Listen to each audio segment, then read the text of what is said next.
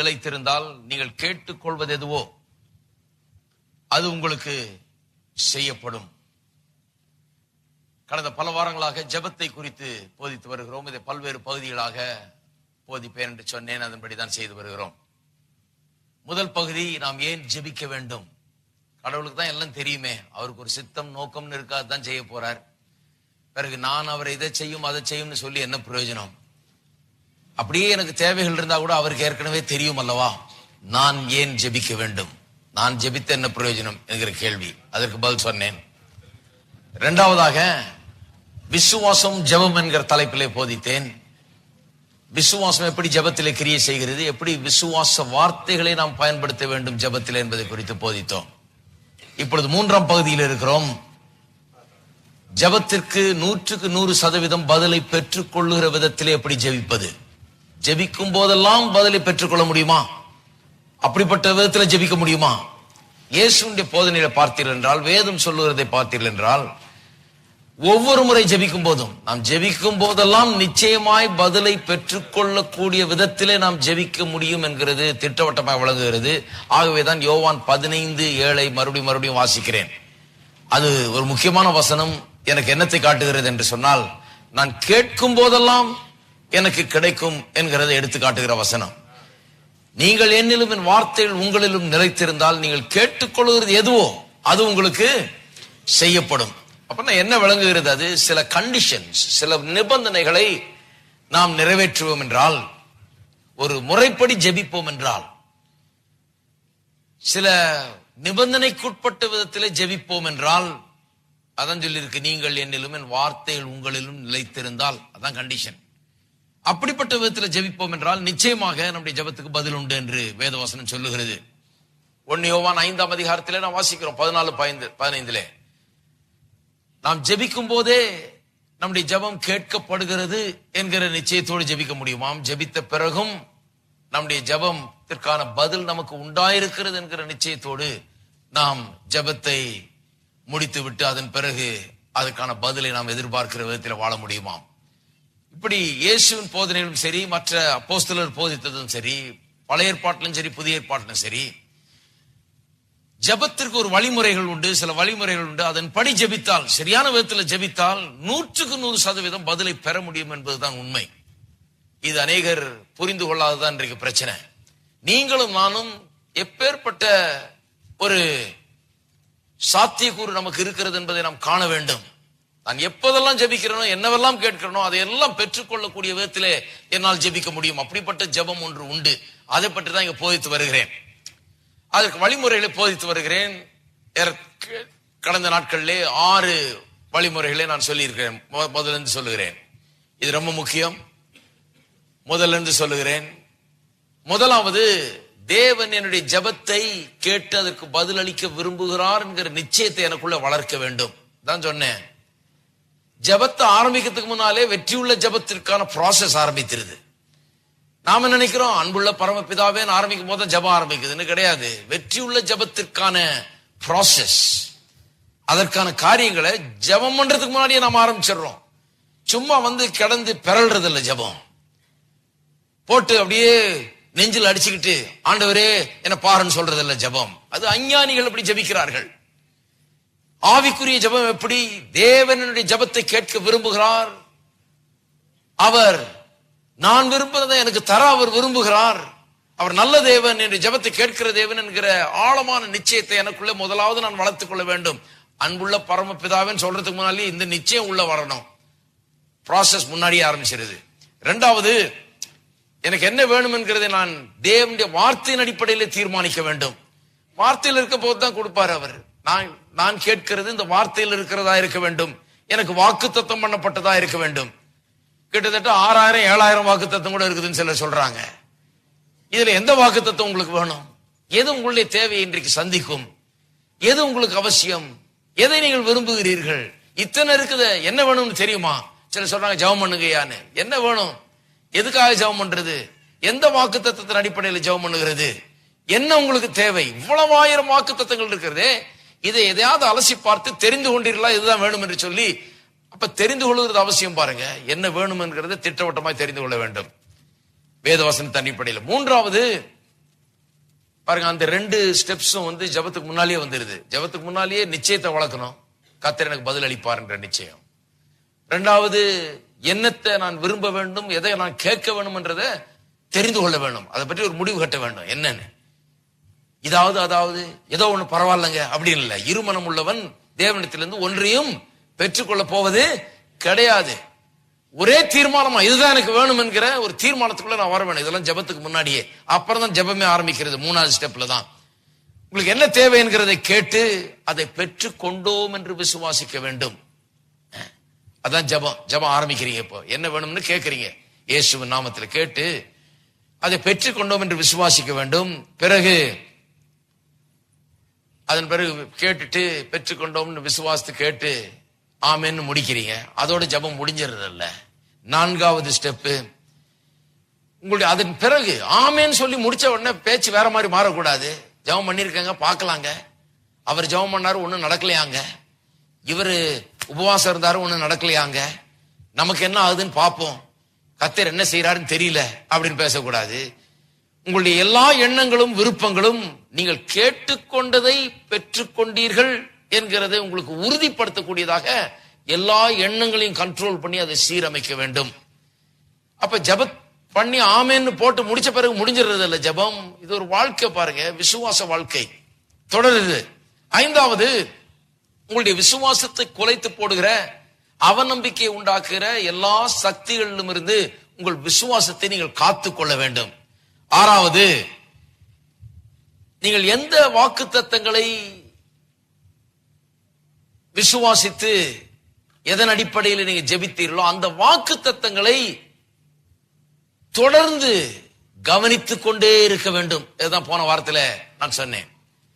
வாசிப்போம் நீதிமொழிகள் 4ஆம் அதிகாரம். இன்றைக்கு 7வது இதுக்கு போக போறோம். ஆனால் அதன் துவக்கம் அங்கதான் இருக்குது, நீதிமொழிகளிலே.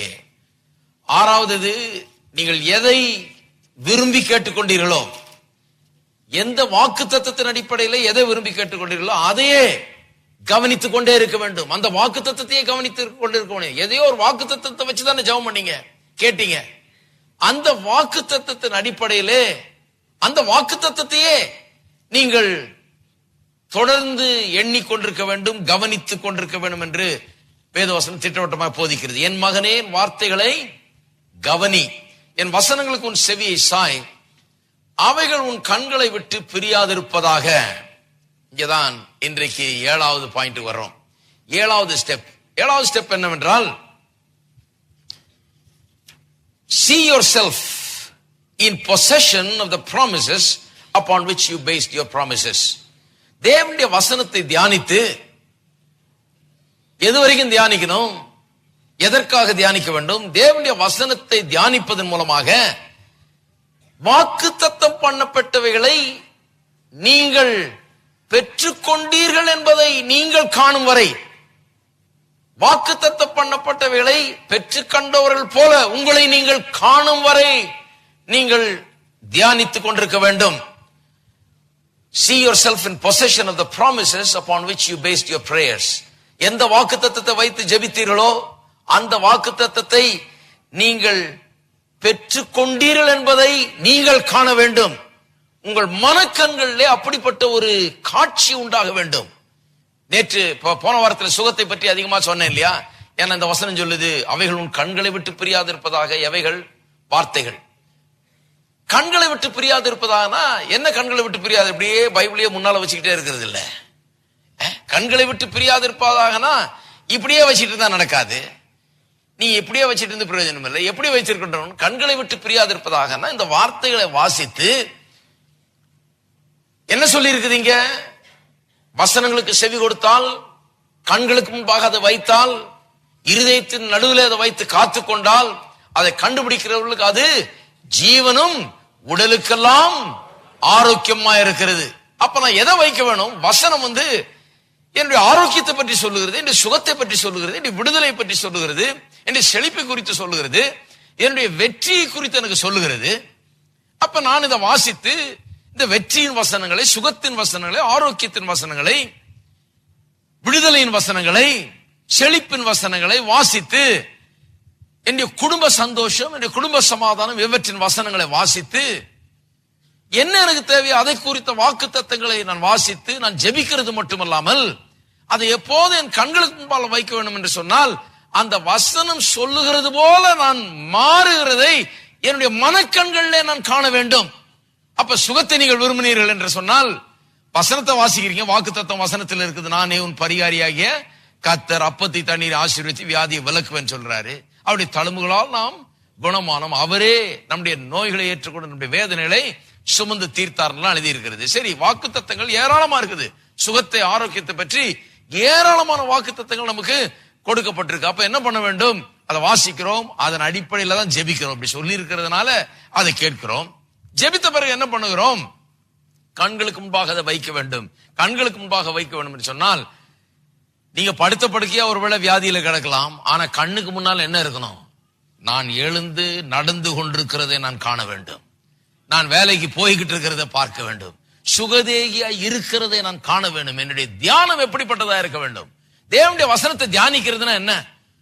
சும்மா அப்படியே உட்கார்ந்துட்டு இருக்கிறது இல்ல. பைபிளை வச்சுக்கிட்டு தேவனுடைய வசனத்தை தியானிக்கிறது என்று சொன்னால் என்னுடைய சுகத்தை குறித்து சொன்னப்பட்ட வாக்கு தத்தங்கள் எனக்குள்ளே வந்து நிறைவேறும் போது நான் எப்படி இருப்பேன் என்பதை நான் எண்ணி பார்த்து அதை என்னுடைய கண்களுக்கு முன்பாக வைத்து அந்த பிக்சர், அந்த காட்சி என்னை விட்டு விலகாதபடி நான் பார்த்துக் கொள்ள வேண்டும். தினந்தோறும் என்னுடைய சுகத்தை நான் காண வேண்டும். நான் சுகதேகியா இருப்பேன், வெற்றிகரமா இந்த உலகத்தில் நான் வாழுவேன், நீடிய ஆயுளோடு வாழுவேன், நான் நன்றாயிருப்பேன் என்கிறதை தினந்தோறும் நான் காட்சியாய் காண வேண்டும். எத்தனை பேர் இருக்கிறீங்க? சுகத்தை மட்டுமல்ல, எல்லாவற்றையும் அப்படிதாங்க. எல்லாமே அப்படிதான். நீங்கள் செய்கிற தொழில, வியாபாரத்தில, வேலையில வெற்றியை விரும்புகிறீர்கள். ஆனா உங்களுடைய தியானம் எப்படி இருக்குது? அநேகருடைய தியானம் எப்படி இருக்குதுன்னா, வேலை என்னைக்கு போகுமோ தெரியல பிரதர், இதை போய் பக்கத்து வீட்டுல அக்கத்து வீட்டுல மனைவி கிட்ட எல்லாத்தையும் சொல்றது, சொல்லிட்டு ஒரே பயமா இருக்குதுங்க. உள்ள ஒரு மாசமா பயமா இருக்குது, பயமா இருக்குன்னு சில ஆள்கிட்ட போய் சொன்னீங்கன்னா அவங்க என்ன சொல்லுங்க, ஒரு வாரம் உபவாசம் போடு போ. உபவாசம் போடுறதுனால பயம் இன்னும் கொஞ்சம் ஜாஸ்தி தான் ஆகுது. ஏன்னா உபவாசம் போட்டு இப்ப பட்னியா உட்கார்ந்துகிட்டு இன்னும் பயத்தை தான் தியானித்துக்கிட்டு இருக்கிறாங்க. அந்த பயத்தையே தான் யோசிச்சுட்டு இருக்கிறாங்க. அவங்க எண்ணங்கள் மாறல பாருங்க. எண்ணங்கள் மாறாத போது சாப்பாடு நிறுத்தி என்ன பிரயோஜனம்? சாப்பிடுறது நிறுத்திட்டீங்க, ஆனா எண்ணம் மாறலையே. அதே தான் யோசிச்சுட்டு இருக்கிறீங்க. வேலை போயிடும், வேலை போயிடும், வேலை போயிடும், வியாபாரம் என்ன ஆகுமோ, ஏதோ எது போகுமோ, காசு எப்படி போகுமோ, என்ன ஆகுமோ, இதுதான் யோசனையா இருக்குது. அப்ப உபவாசம் இருந்து என்ன பிரயோஜனம்? சிலர் பாருங்க உபவாசம் உபவாசம் உபவாசம்னு பாயிண்ட்டுக்கே வர்றது இல்ல. வெறும் உபவாசம் இருந்து பிரயோஜனம் இல்லைங்க. உபவாசம் யாருக்கு பிரயோஜனம்னா, உபவாசம் எதுக்கு பிரயோஜனம்னா, உபவாசத்தின் நேரத்தில் என்னுடைய கவனங்களை எல்லாம் நான் சீர்படுத்தி சாப்பிடாம உட்கார்ந்து சும்மா உட்கார்ந்துட்டு இருக்கேன், ஸ்ட்ரைக்கா பண்ணிட்டு இருக்கேன் ஆண்டவர்கிட்ட. ஆண்டவர்கிட்ட நான் எதுக்கு ஸ்ட்ரைக் பண்ணணும்? அவர் தான் நான் கேட்டதெல்லாம் தர்றேன் இருக்காரு, கேட்டதுக்கு அதிகமா தர்றேன் இருக்காரு, என்ன நேசிக்கிறேன் பரலோக தகப்பன். அப்ப நான் எதுக்கு உபவாசம் இருக்கிறேன்? ஏன் உபவாசம் இருக்கிறேன்னா, என் எண்ணங்கள் சிதறடிக்கப்படுகிறது.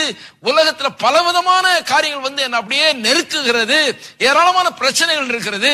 கொஞ்ச நேரம் ஆண்டவரத்துல செலவழிச்சு இன்னைக்கு சாப்பிட கூட செய்யாம நான் அறையை அடைத்து கொண்டு உட்கார்ந்து என் கவனத்தை சீர்படுத்தி என் எண்ணங்கள் எல்லாம் எதன் மேல வைக்கிறேன்? கர்த்தருடைய வாக்கு தத்தம் என்ன செய்யுதோ சொல்லுதோ அதனுடைய நிறைவேறுதலை என்னிலே நான் காணும்படியாக என் கவனத்தை வைக்கிறேன். அது உன் கண்களை விட்டு பிரியாது இருப்பதாக. எது? சும்மா அப்படியே வசனத்தை கண்ணுக்கு முன்னால வச்சிடல. இந்த காட்சி வேத வசனத்தின் வாக்கு தத்தம் நீங்கள் என்னவா இருப்பீர்கள் என்று சொல்லுகிறதோ அப்படி நீங்கள் இருப்பீர்கள் என்கிற அந்த காட்சி உங்களுடைய கண்களை விட்டு பிரியாமல் இருக்க வேண்டும். அப்ப என்னுடைய வியாபாரத்தில், என்னுடைய தொழில எனக்கு இருக்கிற வெற்றி என்னுடைய கண்ணுக்கு முன்னாலே நிற்க வேண்டும். தினமும் கொஞ்சம் நேரம் செலவழிக்கணும், அதுக்கு உட்கார்ந்து கொஞ்ச நேரம் அதை தியானிக்கணும். நான் வெற்றிகரமா இருப்பேன், நல்ல வெற்றிகரமா டீல்ஸ் முடிக்கிறத நான் பார்க்க வேண்டும். என் கண்களை நான் எண்ணி பார்க்க, என் கண்ணுக்கு முன்னால் அந்த காட்சி இருந்து கொண்டே இருக்க வேண்டும். பயத்தை அகற்ற வேண்டும், சந்தேகங்களை அகற்ற வேண்டும், தீய எண்ணங்களை அகற்ற வேண்டும், இதற்கு எதிர்மாறா இருக்கிற எண்ணங்களை அகற்ற வேண்டும். என் எண்ணங்களை எதுல கவனம் செலுத்தணும்? நான் நன்றாய் இருப்பதே என்ற கண்ணில் முதல்ல காணணுங்க. இன்னைக்கு அநேக உதாரணங்கள் காண்பிக்க போறேன், எப்படி காண வேணும் முதல்ல, அப்புறம் தான் அதை அடைவீர்கள் என்பதை. முதல்ல உள்ளான கண்ணில் கண்டீர்கள் என்று சொன்னால்தான், இந்த உள்ள என்ன காண்றீங்களோ அதை வச்சுதான், அதுதான் காம்பஸ் மாதிரி இருக்குது, அதை வச்சுதான் போக ஆரம்பிக்கிறீங்க வெளியில அதை அடைவதற்கு. உள்ள முதல்ல கண்டு விட்டால் தான் வெளியில அதை அடைவதற்கு போகக்கூடிய நாட்டமும் விருப்பமும் நோக்கமும் ஏற்படும், வழியும் அப்பதான் தெரியும் எப்படி போறோம்னு. சிலருக்கு எப்படி போறோன்னே தெரியல. வெற்றியை நோக்கி போறோமா, தோல்வியை நோக்கி போறோமா, எப்படி இருக்க போறோன்னே ஒன்னும் டிசைட் பண்ணல. இன்னும் கண்கள் அதுல வைக்கல. கண்களுக்கு முன்பாக அப்படிப்பட்ட தியானம் கிடையாது. அப்படிப்பட்ட காரியங்களை அவர் வைக்கவில்லை. ஆகவே எந்த பக்கம் போறோங்கிறது அவர்களுக்கு தெரியவில்லை. தியானம் பாருங்க, அதனால்தான் கிறிஸ்தவ வாழ்க்கையிலே வேத வசனத்தை தியானிப்பது என்பது ரொம்ப முக்கியமானதா இருக்கிறது. ஆகவேதான் சங்கீதம் 1 வாசிக்கிறோம். என்ன வாசிக்கிறோம்? ரொம்ப எல்லாருக்கும் தெரிஞ்ச சங்கீதம்.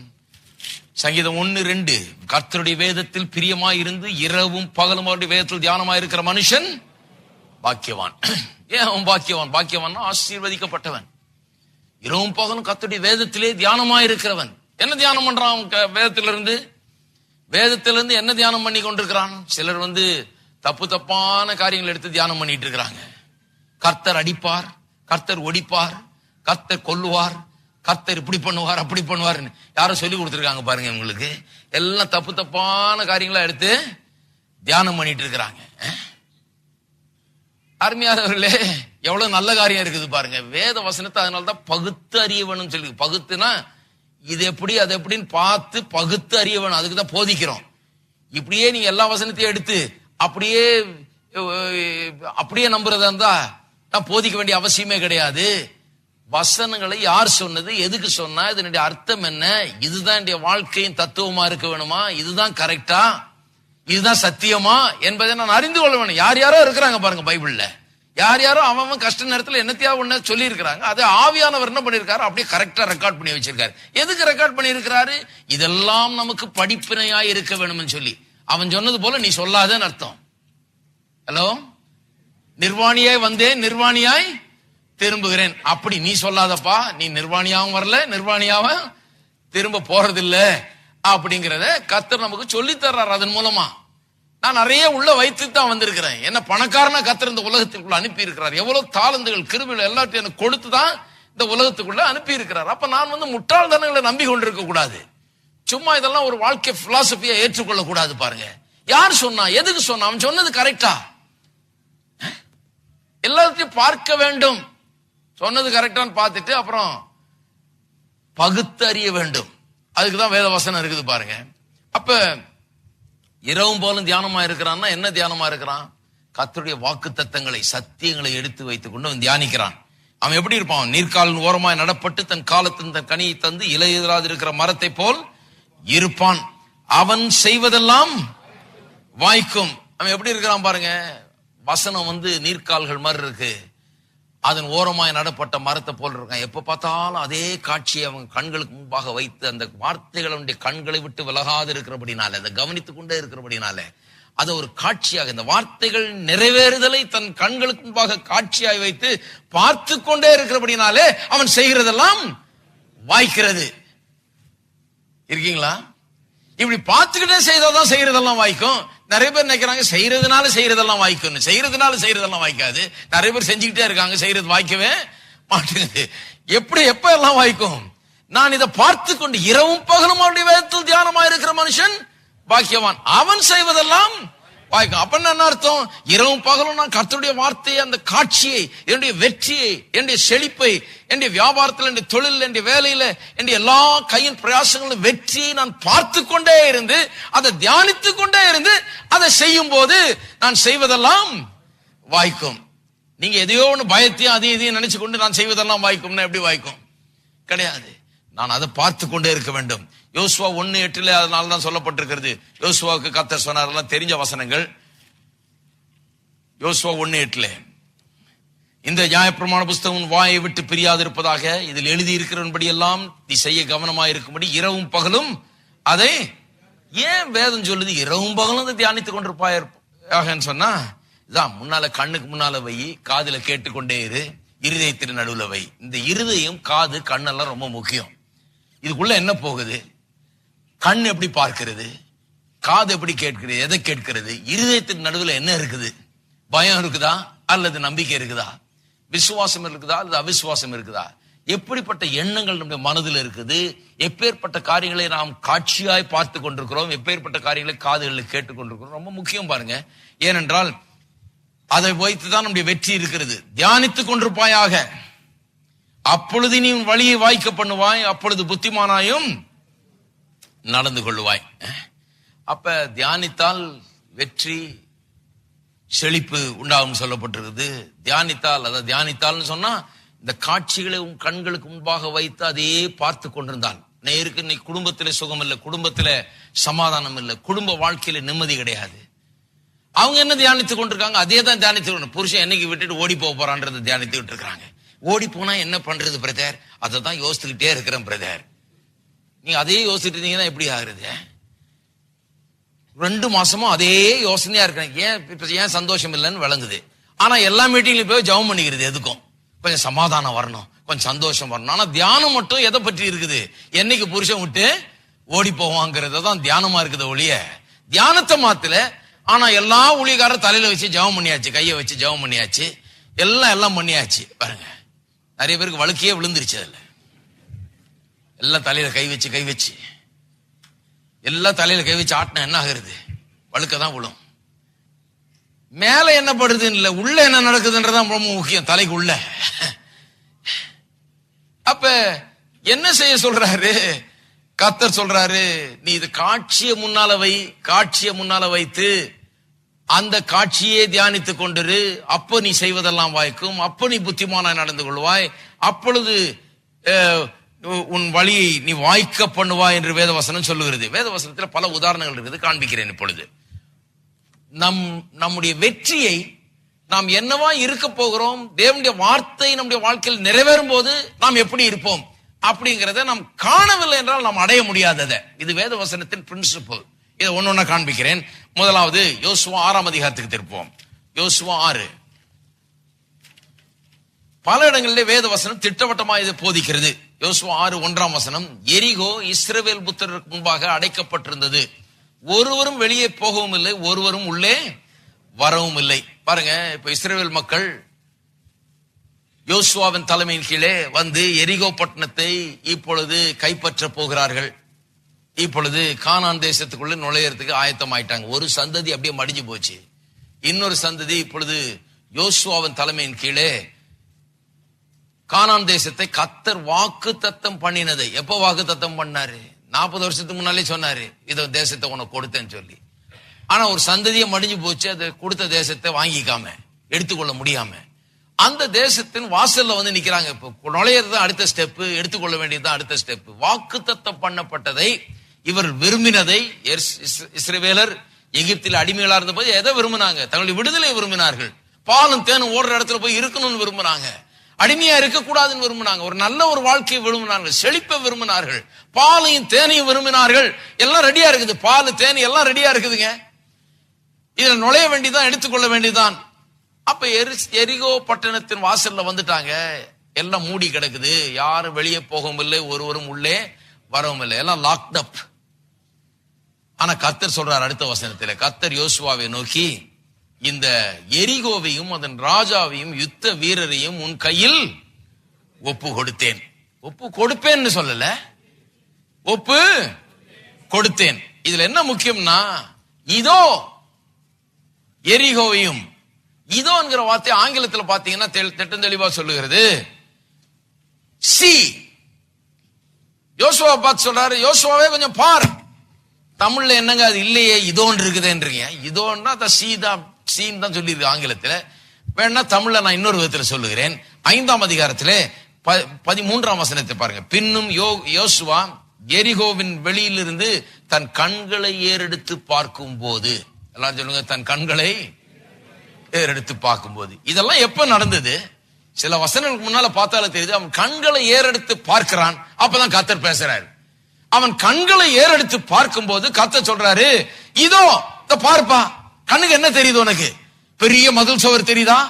பெரிய போர்ச்சேவல் தெரியுதா? ராட்சதன் போல ஆட்கள் தெரியுதா? இதனாலதான் கெட்டு போனா முன்னால் இருந்தவன். ஒரு தலைமுறையே கெட்டு போச்சு. ஏன்னு சொன்னால் அவன் கண்ணுக்கெல்லாம் என்ன தெரிஞ்சது? பெரிய ராட்சதர்கள் இருக்கிறார்கள், நாங்கள் வெட்டுக்கிளிகளை போல் இருக்கிறோம், அவங்க எல்லாம் பெரிய ஆட்கள், நாங்க ஒண்ணுமே இல்ல, இப்படிதான் பேசினாங்க. பாருங்க, அவங்க சரித்திரத்தை வாசித்தீங்கன்னா ரொம்ப சேட் ஸ்டோரி. அவருடைய கதையே அப்படிதான் பாருங்க. எல்லாம் வந்து என்னால முடியாது, அவங்க சாப்பிட்டுருவாங்களாக்கும், நான் ரொம்ப சின்னவனாக்கும், அவங்க ரொம்ப பெரியவங்களாக்கும், இப்படியே தான் பேசி கொண்டிருந்தார்கள். கர்த்தர் சொல்றாரு, யோசுவாவே கண்களை ஏறெடுத்து பார், இதோ பார், முதல்ல காட்சியை பார், எப்படி பார்க்க வேணும்னு சொல்லி தர்றாரு. பார்க்கும் போதே சரியா பாரு. உன்னுடைய சூழ்நிலையில பார்க்கும் போதே நீ சரியான விதத்தில் அதை பார். எப்படி பார்க்க வேண்டும்? எரிகோவையும் அதன் ராஜாவையும், இப்படி சொல்றாரு பாருங்க. ஒரு சாதாரண மனுஷன் என்று சொல்றாரு, எரிகோவையும் அதன் ராஜாவையும் யுத்த வீரரையும் உன் கையிலே ஒப்பு கொடுத்தேன். ஆயிடுச்சு.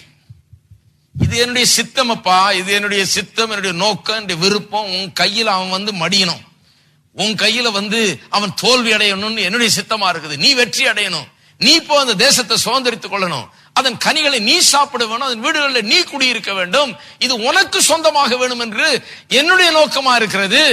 நான் ஏற்கனவே சித்தம் கொண்டு விட்டேன்.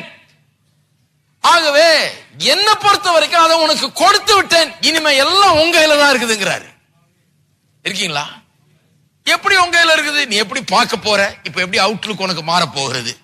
இதான் பாருங்க, பைபிள் எடுத்த உடனே இப்படிதான் வருது எல்லாமே. எல்லாம் சொல்றாங்க, எதுக்குங்க இவ்வளவு காம்ப்ளிகேஷன், எதுக்குங்க? கர்த்தர் கொண்டு தாம்பாளத்துல வச்சு அப்படியே கொடுத்துட்டாருன்னா நல்லா இருக்குமேங்க. அப்படி கொடுத்துட்டாருன்னா நீங்க என்னவாயிடுவீங்க? ஒண்ணு இல்லாதவர்கள போல ஆயிடும். உங்களுக்கு ஒரு புத்தி இல்ல, ஞானம் இல்ல, அறிவு இல்ல, சிந்தனை இல்ல, ஒண்ணு இல்லாத ஒரு ஜடம் போல ஆயிடுவோம். நம்ம அப்படி இருக்க விரும்புறோம் நம்ம யாராவது? கர்த்தர் எவ்வளவு பெரிய மரியாதையை கொடுக்குறாரு பாருங்க, எனக்கும் உங்களுக்கும். அவர் சொல்றாரு, நான் உன்னை என்ன போல சிருஷ்டித்திருக்கிறேன்.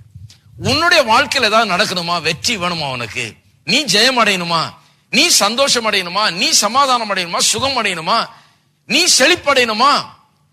உன்னுடைய விரோதிகள் எல்லாம் நீ மேற்கொள்ள வேணுமா? உனக்கு விரோதமா எழும்பி இருக்கிறவைகள் எல்லாம் நீ நாசம் பண்ணி நீ மேல வரணுமா? வரணும் என்று சொன்னால் நீ சில தீர்மானங்கள் எடுக்க வேண்டும், நீ சில காரியங்களை மனதில் வைக்க வேண்டும், நீ சில காரியங்களை காதால கேட்க வேண்டும். ஏனென்றால் விசுவாசம் கேள்வினால் வருகிறது. நீ சில காரியங்களை உன்னுடைய கண்களுக்கு முன்பாக வைக்க வேண்டும். ஏனென்று சொன்னால் சில காட்சிகளை நீ பார்க்க வேண்டும். உன்னை குறித்த ஒரு தரிசனம் உனக்கு இருக்க வேண்டும். நீ எதை விரும்புறியோ அதை தான் நீ பெறப்போகிறாய். ஏனென்றால் கடவுளே அப்படிதான் பண்றாரு பாருங்க. கடவுள் மனுஷனை உண்டாக்குறதுக்கு முன்னாடியே அவனை எப்படி உண்டாக்க போறன்றதை ஏற்கனவே பேசிட்டு இருக்கிறார். ஆதியாகமம் 1:26 பார்த்தீங்கன்னா சொல்றாரு, நம்முடைய சாயல் நம்முடைய ரூபத்தின்படி மனுஷனை உண்டாக்குவோமாக. உண்டாக்குறதுக்கு முன்னாலே எல்லாம் நடக்குது, பிளான்லாம். எப்படி உண்டாக்குவோம், அவன் எப்படி இருப்பான், என்னவா இருப்பான், ஏது இருப்பான்னு சொல்லி. அப்ப கடவுள் நம்மளே அப்படிதான் உண்டாக்கி இருக்கிறார். காட்சியை போல பார்த்துறாரு கர்த்தர். தன்னுடைய கண்களுக்கு முன்பாக கர்த்தருக்கு ஒரு காட்சியே இருக்குது. ஆதாம் ஏவாள் எப்படி இருக்க போறாங்க, அவன் மூலமாக உண்டாக போகிற சந்ததி எப்படி இருக்கும், அவர்கள் எப்படி இருப்பார்கள், பூமியை எப்படி ஆண்டு கொள்வார்கள், அவர்கள் எப்படி சிந்திப்பார்கள், எப்படி செயலாற்றுவார்கள், எப்பேற்பட்ட மனுஷராய் அவர் இருக்க வேண்டும் சொல்லி எல்லாவற்றையும் தேவன் தன்னுடைய இருதயத்துக்குள்ள வைத்து ஒரு காட்சியாய் வைத்திருந்து காட்சியாய் கண்டதை தான் அப்படியே நிஜமாக உருவாக்குகிறார். அப்ப கர்த்தர் சொல்றாரு, நான் உன்னை என்ன போலவே சிருஷ்டித்தேன், அதனாலதான் எல்லாம் அப்படியே ஆட்டோமேட்டிக்கா நடக்கிறது இல்ல. நீ விரும்பாம ஒண்ணும் நடக்க போறது இல்ல. கடவுள் செஞ்சிருட்டுங்க, என்ன செய்யறாரோ செய்து பரவாயில்லங்க கிடையாது. அது பெரிய ஒரு ஆவிக்குரிய நீங்கள் தீர்மானிக்க வேண்டும். ஏன் யோசுவா அதை பார்க்க வேண்டியதா இருந்தது? ஏன் யோசுவா கண்களை ஏறெடுத்து கர்த்தர் எரிகோவையும் அதன் ராஜாவையும் யுத்த வீரரையும் அவனுடைய கையிலே ஒப்பு கொடுத்தார்? ஏற்கனவே அது ஆயிற்று. இவரெல்லாம் என்னுடையவர்கள், என்னுடைய பாதபடிக்கீழே கிடக்கிறார்கள், இவர்கள் எல்லாம் தோற்கடிக்கப்பட்டவர்கள் என்பதை அவன் காண வேண்டும். அப்புறம் தான் தோற்கடிக்க முடியும். கண்ட பிறகுதான் வெற்றியை பெற முடியும். முதல்ல உள்ளத்தில் அவன் காண வேண்டும், மனக்கண்களிலே அவன் காண வேண்டும். ஏன் இப்படி காண்பது அவசியம்? ஏனென்றால் இப்படிதான் விசுவாசம் வேலை செய்கிறது. இதான் the way the faith operates. விசுவாசத்தின் கிரியை அப்படிதான். ஏங்க எப்படி காண்றதெல்லாம் எதுக்குங்க, கேட்கறதெல்லாம் எதுக்குங்க? ஏதோ நான் கெஞ்சி மன்றாடினேன்னா அதுக்காவது ஒண்ணு கொடுத்துட கூடாதா? கெஞ்சி மன்றாடினேன்னு கொடுத்துடலாம், கர்த்தருக்கு ஆசைதான். ஆனால் இன்றைக்கு பாவமும் பிசாசும் இந்த உலகத்துல வேலை செய்து கொண்டிருக்கிறது. ஆகவே அவர் கொடுக்க எப்பவும் ஆயத்தம்தான். ஆனால் அதை தடை செய்வதற்கென்றே உங்களுக்குள்ள சில எண்ணங்களும் பிசாசின் எண்ணங்களும் தடையான எண்ணங்களும் இடையூறுகளும் பிசாசு உண்டாக்குற இடையூறுகளும் வந்து கொண்டே இருக்கிறது. ஆகவேதான் கர்த்தர் என்ன தர்றார் என்ன தர்றேன்னு சொன்னாலும் அதை பெற்றுக்கொள்வது மனுஷனுக்கு ஒரு பெரிய தடையா இருக்கிறது. ஏனென்று சொன்னால் அதை பெற்றுக்கொள்ளாத பார்த்துக் கொள்றதுதானே சாத்தானுடைய வேலை. எப்படியாவது அவநம்பிக்கை உண்டாக்கி, எப்படியாவது எண்ணங்களை சிதறடித்து, எப்படியாவது நோக்கத்தை இல்லாம பண்ணி, எப்படியாவது தேவனுடைய சித்தமும் நோக்கமும் வாக்குத்தத்தமும் மனுஷனுடைய வாழ்க்கையில நிறைவேறாதபடி பண்ணுவதுதான் பிசாசுடைய காரியம். ஆகவேதான் கர்த்தர் சொல்றாரு, உன்னுடைய விசுவாசம் தேவைப்பா. விசுவாசம் என்கிறது பிசாசு கொண்டு வருகிற அந்த தடைகளை எல்லாம், மலைகளை எல்லாம், இடையூறுகளை எல்லாம் ஒண்ணுமில்லாமல் ஆக்கி கர்த்தருடைய சித்தத்தை இந்த பூமியில நிலைநாட்டுவதுதான் விசுவாசம். மலைகளை பெயர்த்து தேவனுடைய சித்தத்தை இந்த பூமியில நிலைநாட்டுவதுதான் விசுவாசம். இப்படிதான் விசுவாசம் வேலை செய்கிறது. ஆகவே உன்னுடைய ஒத்துழைப்பு இல்லாமல் நான் ஒன்றையும் செய்ய முடியாது. யுத்த வீரரையும் ராஜாவையும் இந்த பட்டணத்தையுமே உனக்கு நான் கொடுத்தேன். ஆனா நீ இப்ப பார்க்க வேண்டும், நீ இப்ப விசுவாசிக்க வேண்டும், நீ இப்ப போக வேண்டும், நீ இப்ப எக்காலத்தை ஊத வேண்டும், நீ இப்பொழுது சொல்றதை செய்ய வேண்டும். அப்படி செய்யும் போதுதான் இதை நீ எடுக்க முடியும். வெற்றியும் இந்த தேசத்தையும் உனக்கு தருவது என்னுடைய சித்தமாகிவிட்டது. ஆனால் உன்னுடைய கோஆபரேஷன் இல்லாமல், உன்னுடைய ஒத்துழைப்பு இல்லாமல் எதையுமே செய்ய முடியாது என்கிறார். அதனாலதான் இப்படி சொல்லுகிறார் பாருங்க. மனுஷன், எந்த மனுஷனை தேவன் தெரிந்து கொண்டாலும் அவனுக்குள்ள இதை கர்த்தர் செய்கிறார். ஆகவேதான் நான் நினைக்கிறேன், ஜெபம் என்கிறது நம்முடைய விசுவாசத்தை விரிவாக்குகிற ஒரு நேரம். ஜெபம் என்கிறது என்ன? கர்த்தருடைய வாக்கு தத்தங்களை விசுவாசிக்கிறோம். வாக்கு தத்தங்கள் ரொம்ப பெருசா இருக்கு பாருங்க. நீங்க வாக்கு தத்தங்களை வாசித்து பாருங்க. 6000 7000 வாக்கு தத்தங்கள் இருக்கான்னு சொல்றாங்களே, வாசித்தீங்கன்னா முக்காவாசி நம்பவே முடியாது, அவ்வளவு பெரிய வாக்கு தத்தங்களா இருக்கும். நீங்க பைபிளை வாசித்தாலே மனசே பெருசாயிடும். இருக்கீங்களா? நம்பவே முடியாது. வாஸ்து உடனே ஆணு வாயை பழக்கணும், அவ்வளவுதான். இப்படியா இப்படி ஆசீர்வதிப்பாரு சொல்றாரு. நீ இன்றைக்கு இருக்கிறதை பார்க்கலும் 1000 மடங்கு பெருகும்படி உங்கள் தேவனாகிய கர்த்தர் உங்களை ஆசீர்வதிப்பாராக. 1000 மடங்கு எப்படி? நான் டபுள் மடங்கு பெருகினாலே நான் 1000 கோடி சந்தோஷப்படுவேன் நானு. ஆனால் கர்த்தர் சொல்றாரு, நீ டபுள் எனக்கு பத்தாது, நீ 1000 மடங்கு பெருக வேண்டும் தான் என்னுடைய ஆசை. அப்ப பாருங்க, வேதத்தை வாசித்தால், வாக்கு தத்தங்களை வாசித்தா சும்மா இருக்க முடியாது. வாக்கு தத்தங்களை வாசித்தாலே அதுக்கு நமக்கு மிஞ்சினதா இருக்குது. நம்ம வாயை பிளக்க வைக்கிறது, நம்முடைய விசுவாசத்தை அது பெரிதாக்குகிறது. பெரிய காரியங்களை நாம் அடையும்படியாக என்னை அது உந்தி தள்ளுகிறது. இந்த பூமியில பாவத்து நிமித்தமாகவும் பிசாசின் கிரியை நிமித்தமாகவும் நம்பிக்கை இழந்து செயலிழந்து பயத்தினாலும் தோல்வியிலும் நிரப்பப்பட்டிருக்கிற, தோல்வியிலும் வாழ்ந்து கொண்டிருக்கிற மக்களுக்கு இது ரொம்ப அதிகம் பாருங்க. இது எட்டி பிடிக்கிறதுங்கிறது, விசுவாசத்தின் காரியங்கள் ரொம்ப அதிகம். ஆகவேதான் விசுவாசத்தை நாம் பயிற்சிவிக்க வேண்டியதா இருக்கிறது. ஏனென்றால் எதிராக கிரியை செய்கிற சக்திகள் இருக்குது, நம்மை தோல்வி அடைய செய்யக்கூடிய சக்திகள் இருக்கிறது. ஆகவேதான் ஒரு மனுஷன் விசுவாசித்தால் ஒழிய தன்னுடைய எல்லா மற்ற லௌகீக எண்ணங்களுக்கு எதிராக, மற்ற இந்த குறைவான எண்ணங்களுக்கு எதிராக, தாழ்வான எண்ணங்களுக்கு எதிராக, உலகத்தில் தோல்வி அடைஞ்சே பழக்கமாயிட்டோம் பாருங்க. ஃபெயில் ஆகியே பழக்கப்பட்டதுனால ஃபெயிலியர் திங்கிங் ரொம்ப ஈஸியா வருது. இருக்கீங்களா? நான் செஞ்சா தோல்வி அடைவேன்ற திங்கிங் ரொம்ப ஈஸியா வருது. நான் செஞ்சா வெற்றி அடைவேன்ற திங்கிங் தான் ரொம்ப கஷ்டமா இருக்கிறது. அப்ப அதெல்லாம் சுலபமா வருகிறது. அதுக்கெல்லாம் எதிராக என்னுடைய தாழ்வான எண்ணங்களை விட்டுவிட்டு, நம்பிக்கையற்ற அந்த எண்ணங்களை விட்டுவிட்டு, என்னுடைய பலவீனத்தை விட்டுவிட்டு, தேவனுடைய சித்தத்தை என்னுடைய வாழ்க்கையில நிறைவேறுதல் நான் காண்பேன் என்கிற ஒரே நோக்கத்தோடு ஒரு மனுஷன் இருந்தான் என்றால் நிச்சயமாய் அதை காண முடியும். ஆகவேதான் கர்த்தர் சொல்றார், கேளு, கரெக்டா வார்த்தையை கவனித்துக் கொண்டே இரு, காதுக்குள்ள அது போயிட்டே இருக்கட்டும், கண்களுக்கு முன்பாக அதை வைத்துக் கொண்டே இரு, அது கண்களை விட்டு பிரியாதிருப்பதாக இருதயத்து நடுவிலே வைத்து அதை காத்துக்கொள். பாருங்க, மனுஷன் பாவத்துல விழுறதுக்கு முன்னால கூட மனுஷன் விரும்பினாதான் நடக்கும். பாவம் எப்படி நடந்தது? மனுஷன் விரும்பினதுனால நடந்தது, அவ்வளவுதான். பாவ உலகத்தில் நுழையிறதுக்கு முன்பாகவே மனுஷன் எதை விரும்புறானோ அதுதான் அவன் பெற முடியும்.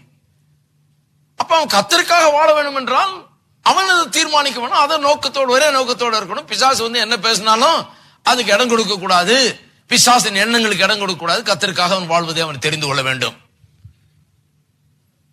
அப்ப பாவத்தில் விழுந்த பிறகு பிசாசு இப்ப பூமிக்குள்ள மனுஷனுடைய வாழ்க்கையில ரொம்ப தீவிரமா வேலை செய்து கொண்டிருக்கிறான். இந்த பூமியில ரொம்ப தீவிரமா வேலை செய்து கொண்டிருக்கிறான். சூழ்நிலையிலும் மக்களை உபயோகப்படுத்துகிறான். உபயோகப்படுத்தி நாம் ஒன்றை விசுவாசிக்கிறோம், அந்த விசுவாசத்தை கெடுத்து போடும்படியாக, அதை ஒன்றுமில்லாமல் ஆக்கும்படியாக 1008 இடையூறுகளை அவன் உண்டாக்குகிறான். இப்படி உண்டாக்கிதான் பாருங்க, முழு இஸ்ரவேல் ஜனமும் ஒரு சந்ததியே தேவன் வாக்குத்தத்தம் பண்ணதை பெற முடியாமற் போயிற்று. கர்த்தர் அங்கேயும் அப்படிதான் சொன்னாரு. என்ன சொன்னாரு? போ, இது உனக்கு உன்னுடைய தேசம், இது கொடுத்துட்டேன் நான் உனக்கு என்னாரு. ஆனா கொடுத்துட்டேங்கிறத அவர்கள் காண முடியல. அவர்கள் கண்டதெல்லாம் என்ன? ராட்சதர்களை கண்டார்கள். கண்டதெல்லாம் என்ன? தோல்வியை கண்டார்கள். கண்டதெல்லாம் என்ன? தங்களுடைய பலவீனத்தை கண்டார்கள். எந்த அளவுக்கு பலவீனத்தை கண்டார்கள் சொன்னா, அவர்கள் ராட்சதர்கள், நாங்கள் வெட்டுக்கிளிகள் அப்படின்னு சொல்றது மட்டுமல்ல, அதாவது அவர்கள் ராட்சதர்கள் போல இருந்தாங்க, நாங்க வெட்டுக்கிளியை போல இருந்தான்னு சொன்னாலும் கூட பரவாயில்ல. அது எவ்வளவு தேவலாம். இவங்க எந்த அளவுக்கு போயிட்டாங்கன்னா, அவர்கள் ராட்சதர்கள், அவர்களுடைய பார்வையில நாங்கள் வெட்டுக்கிளியை போல இருந்தோம். அவன் என்ன யோசித்தானோ உனக்கு என்ன பிடிக்குது எப்படி தெரியும்? பைத்தியம் பிடிக்கிற ஸ்டேஜுக்கு போயிடுச்சு. அவருடைய பார்வையில என்ன ஒரு பெரிய தீர்க்க தரிசனமா சொல்றாரு. அவர்களுடைய பார்வையில நாங்கள் வெட்டுக்கிளியை போல இருந்தோம். அவன் என்ன பார்க்கும் போது என்ன எப்படி நினைக்கிறான்? நிறைய பேர் பாருங்க அப்படிப்பட்ட ஆளுங்க இருக்காங்க இந்த உலகத்துல. அவர் என்ன துச்சமா நினைக்கிறாருங்க. உங்களுக்கு எப்படி தெரியும் அவங்க துச்சமா நினைக்கிறாங்கன்னு? அவங்க எனக்கு மரியாதை கொடுக்கறது இல்லைங்க. உங்களுக்கு எப்படி தெரியும் உங்களுக்கு மரியாதை கொடுக்கறது இல்லைன்னு? என்ன ஒரு பொருட்டா எண்ணுகிறது இல்லைங்க. இதேதான் அவங்களுக்கு. பாருங்க, யார் உங்களை என்ன பொருட்டா என்ன எண்ணாம போனா என்ன? கர்த்தர் உங்களை ஒரு பொருட்டாக எண்ணுகிறார். உங்களுக்காக கல்வாரி சிலுவையில மரித்தார். கர்த்தர் எனக்காக கல்வாரி சிலுவையில மரித்து ரத்தம் சிந்தினார் என்று சொன்னால் 1000 பேரை என்ன துச்சமா எண்ணாலும், மதிக்காமல் போனாலும், மரியாதை கொடுக்கவும் போனாலும், கர்த்தருடைய பார்வையில் எனக்கு மரியாதை உண்டாயிருக்கிறது. கர்த்தருடைய வார்த்தை ஒரு மனுஷன் கனம் பண்ணுவான் என்றால் பரலோகமான மதிக்கிறது. பூலோகம் ஒருவேளை மதிக்காம இருக்கலாம். எத்தனையோ தீர்க்கதரிசிகளை பூலோகம் மதிக்கவில்லை. ஆனால் அவன் ஜெபம் பண்ணா அக்கினி வந்து இறங்குச்சு கீழே. அவன் ஜெபம் பண்ணா மழை பெய்யும். அவன் சொன்ன வார்த்தை சொன்னா மழை நிற்கும்.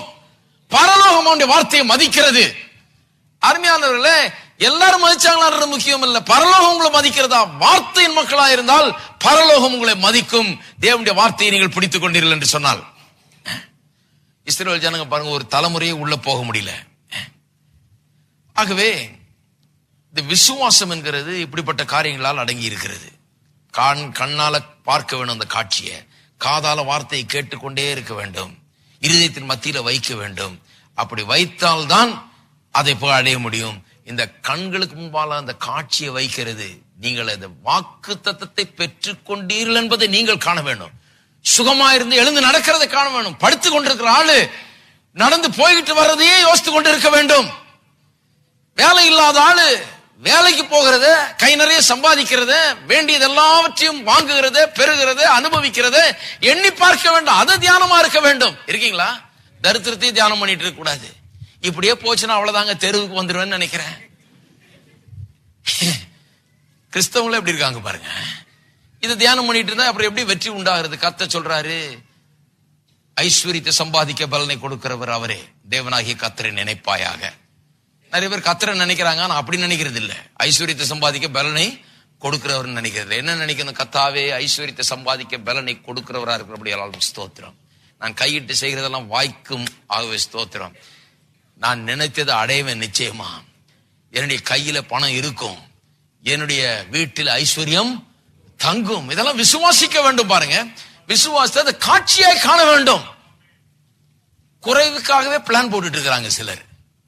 எதுக்கும் கொஞ்சம் கொஞ்சமாவே வச்சு என்ன ஒருத்தர் சொல்றாரு, கொஞ்சம் பழசையே போட்டு பழகிக்குவோம், ஏன்னா நாளைக்கு எப்படி இருக்கும்னு தெரியல. நான் கேட்டேன், நாளைக்கு பழசையே போடலான்னு தீர்மானம் பண்ணிட்டு இருக்கீங்களோ? நாளைக்கு போக போக ரொம்ப கஷ்டமா இருக்கும்னு சொல்றாங்க பிரதர். ஆகவே இப்பவே கொஞ்சம் ரெடி ஆகிக்கணும் அதுக்கெல்லாம். நான் அதுக்கெல்லாம் ரெடி ஆகல, நான் நல்லா இருக்கிறதுக்காக ரெடி ஆகிட்டு இருக்கிறேன். இன்னும்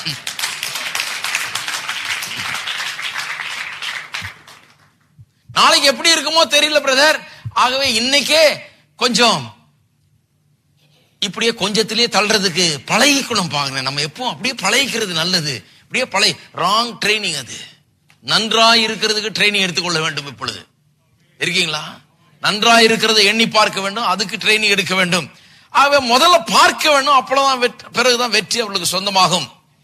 அதை எந்த அளவுக்கு பார்க்க வேணும்?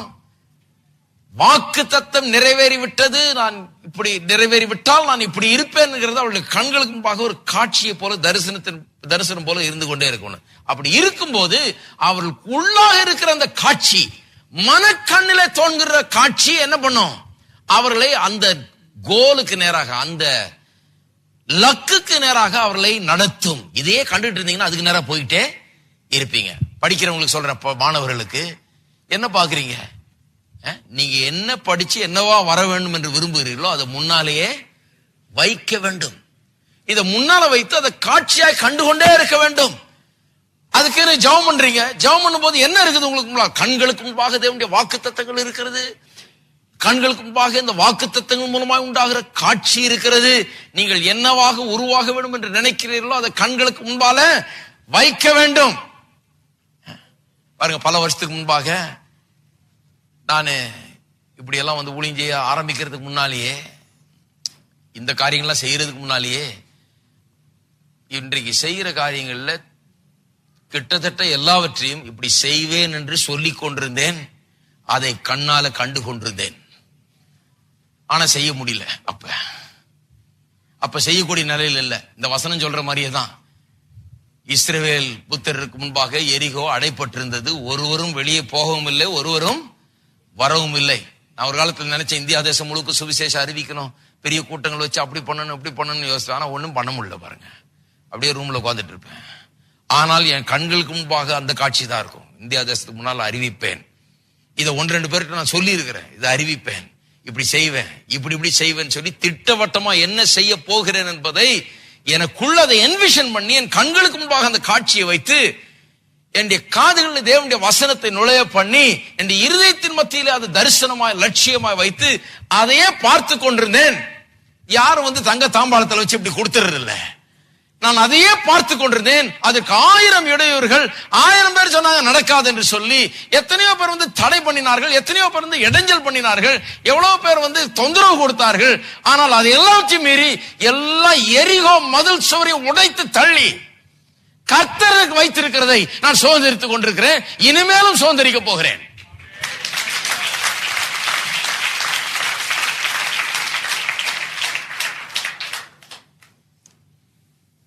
கொஞ்சம் யோசித்து பார்க்க வேண்டும். அப்ப எனக்குள்ள ஒண்ணு இருந்தது. ஒண்ணு இல்லாத நேரத்திலேயே எனக்குள்ள ஒண்ணு இருந்தது. இந்த இடத்துல 4 ஹாலஜன் லேம்ப் 4 மூலையில மாட்டியிருந்தோம். பாருங்க, டியூப் லைட் கூட போட முடியலைங்க. டியூப் லைட் போனோம்னா சொல்றான் 100 டியூப் லைட் ஆகுங்க. என்னையா ஒயரிங் பண்ணனா அது லட்சக்கணக்கில் ஆகுங்க. இப்படி எல்லாமே பெரிய பெரிய இதுதான். பாருங்க, ஒண்ணுமே முடியல. 4 ஹாலஜன் லேம்ப் போட்டு இப்படியே பிரசங்கம் பண்ணிட்டு இருப்பேன். ஃபேன் இல்லாம 1 வருஷம். யோசித்து பாக்குறீங்க. இன்னைக்கு நல்லா ஏசியில உட்காந்துருக்கீங்க. நீங்க எல்லாம் ரொம்ப வசதியாகி போச்சு.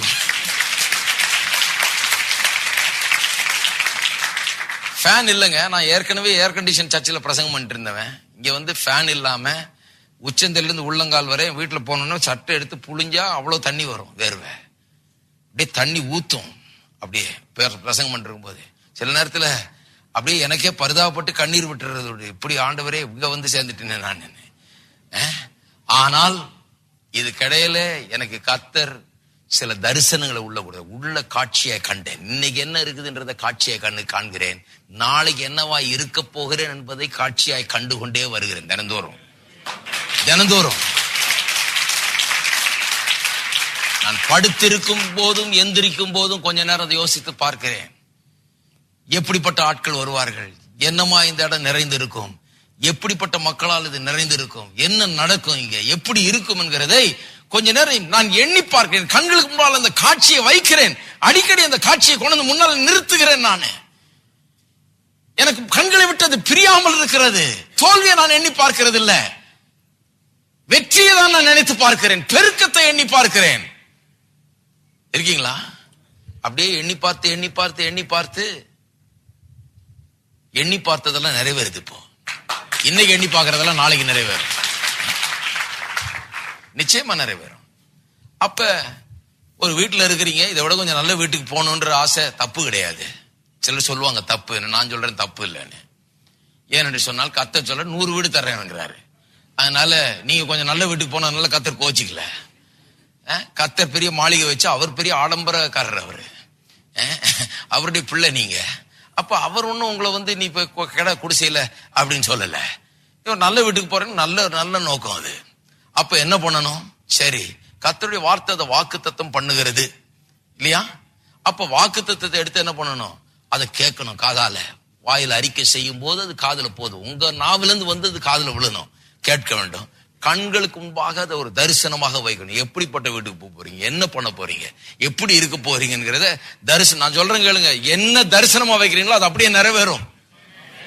என்ன எங்க அடுத்த ஸ்டெப் என்ன போக போறீங்க அப்படிங்கறத கண்களுக்கு முன்பாக வைத்து அதை எண்ணி பார்க்க வேண்டும். தினந்தோறும் அதுக்கு கொஞ்சம் நேரத்தை செலவழிக்க வேண்டும், முன்னால வைக்க வேண்டும். அது கண்களுக்கு முன்னால வைத்தால் அது நிறைவேறுதலை நீங்கள் நிச்சயமாக காண்பீர்கள். திருமண வாழ்க்கை விரும்புகிறீர்கள்? என்ன விதமான திருமண வாழ்க்கை? எப்படிப்பட்ட பெண்ணை கல்யாணம் பண்ண போறீங்க? எப்படிப்பட்ட மாப்பிள்ளையை கல்யாணம் பண்ண போறீங்க? கொஞ்சம் கண்ணுக்கு முன்னால வைக்கணும். சும்மா இந்த சினிமால வர்ற டே ட்ரீமிங் கிடையாது, கிடையாதுங்க. இது எப்படிப்பட்டது? கர்த்தருடைய வாக்கு தத்தத்தின்படி, கர்த்தருடைய வார்த்தையின்படி நான் எப்படி இருப்பேன்? கர்த்தருடைய வாக்கு தத்தத்தை நான் விசுவாசிக்கிறேன். இப்படிப்பட்ட ஒரு வாழ்க்கை துணைதான் எனக்கு அமைய வேண்டும், இப்படிப்பட்ட ஒரு வாழ்க்கை எனக்கு அமைய வேண்டும், இப்படி நான் இருப்பேன், இப்படிப்பட்ட ஒரு வாழ்க்கை எனக்கு உண்டாயிருக்க வேண்டும் என்று சொல்லி அந்த தரிசனத்தை கண்களுக்கு முன்பாக வைக்க வேண்டும். வெறும் ஜெபம் மட்டும் இருந்தா போதாது. என்ன பண்ண வேண்டும்? ஜெபம் பண்ணி ஆமென்னு சொன்ன பிறகு இதை பார்த்துக்கிட்டே இருக்கணும். தரிசனத்தை முன்னால வைத்து கண்டு கொண்டே இருக்க வேண்டும். ஜெபம் ஆமென்னு சொன்னு முடிஞ்சிட முடியாது. சிலர் ஏதோ ஒண்ணு கேட்கறது, ஜெபம் பண்ணி ஆமென் ஆண்டவரே எப்படி வேணும் அப்படி வேணும்னு கேட்டு ஆமென்னு வாக்கு தத்தத்தின்படி கேட்டுறது. அப்புறம் ஏதோ ஒண்ணுங்க என்ன மாதிரி இருந்தா போதும் அப்படிங்கிறது. அப்படி இல்லது. என்ன கேட்டனோ அதுதான் எனக்கு வேணும், எதை கேட்டுக்கொள்கிறீர்களோ அதை தான் பெற வேண்டும் என்று விசுவாசிக்க வேண்டும், எதிர்பார்க்க வேண்டும். இருக்கீங்களா? எல்லாமே அப்படிதான். வேலையை விரும்புகிறீர்கள், அப்ப என்ன விதமான வேலை வேணும்? அல்லது தொழிலை விரும்புகிறீர்கள், ஒரு கம்பெனி ஆரம்பிக்கணும்னு விரும்புகிறீர்கள், அல்லது ஒரு வியாபாரம் செய்யணும்னு விரும்புகிறீர்கள், என்ன செய்ய வேண்டும்? அதை கண்களுக்கு முன்பாக வைக்க வேண்டுங்க. வெறும் ஜெபம் பண்ணா போதாது, கண்களுக்கு முன்பாக வைக்க வேண்டும். அது கண்களை விட்டு பிரியாமல் இருக்க வேணும். அந்த காரியங்கள் அப்படியே முன்னால நிக்க வேணும். என்ன லட்சியத்தை அடைய விரும்புகிறீர்கள் என்கிற காட்சி முன்னால இருக்க வேண்டும். அந்த முன்னால இருக்கும்போது அந்த உள்ள இருக்கிற காட்சி தான் உங்களை அதுக்கு நேராக நடத்துகிறது. ரொம்ப முக்கியம் பாருங்க. அப்ப உள்ள அந்த காட்சி இருக்கும்போது அப்படியே அந்த டைரக்ஷனை பார்த்து நான் போய்கொண்டே இருக்கிறேன். உள்ள என்ன காட்சி இருக்குதோ அதை நோக்கி தான் போயிட்டு இருக்கிறேன். அதனாலதான் தோல்வியின் காட்சி உள்ள இருந்ததுன்னா எதை நோக்கி போயிட்டு இருப்பேன்? தோல்வியை நோக்கி தான் போய் கொண்டிருப்பேன். அப்ப ஜெபம் என்கிறது என்ன? தேவன் என்னோடு உள்ளே எனக்குள்ளே கிரியை செய்து தம்முடைய வார்த்தையை எனக்கு அனுப்பி என்னுடைய காதுகள் அதை கேட்க செய்து அந்த வார்த்தை எனக்கு ஒரு காட்சியை உண்டாக்கி எனக்கு முன்பாக அந்த காட்சியை வைத்து என் இருதயத்தின் மத்தியில் அந்த காரியங்களை வைத்து இதையே தியானித்து இதையே சிந்தித்து இதையே என் கண்களுக்கு முன்பாக வைத்து அந்த திசையை நோக்கி நான் செல்லும்படியாக கர்த்தர் எனக்கு ஜெபத்திலே உதவுகிறார். அப்ப ஜெபம்ங்கிறது சும்மா நான் ஏதோ ஒண்ணு கெஞ்சி மன்றாடினேன், கண்ணீர் விட்டேன், கதறினேன்றதல்ல. அடுத்த ஸ்டெப்புக்கு போங்க, அதோட நின்றாதீங்க. நின்னுட்டா அது வருந்தத்தக்க ஒரு காரியம். ஏன்னு சொன்னா கர்த்தர் இன்னும் அதிகமா வைத்திருக்கிறார். வாழ்க்கை என்னைக்குமே ஸ்டாக்னேட் ஆகக்கூடாது. இரண்டாவது எரேமியாவுக்கு திருப்பம், அங்கேயும் காண்பிக்கிறேன். எரேமியாவின் புஸ்தகம்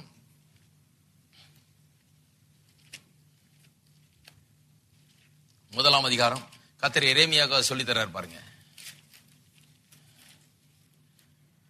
4ஆம் வசனம். கர்த்தருடைய வார்த்தை எனக்கு உண்டாகி அவர், நான் உன் தாயின் வயிற்றில் உருவாக்கும் முன்னே உன்னை அறிந்தேன், நீ கற்பத்திலிருந்து வெளிப்படும் முன்னே நான் உன்னை பரிசுத்தம் பண்ணி உன்னை ஜாதிகளுக்கு தீர்க்கதரிசியாக கட்டளையிட்டேன் என்று சொன்னார்.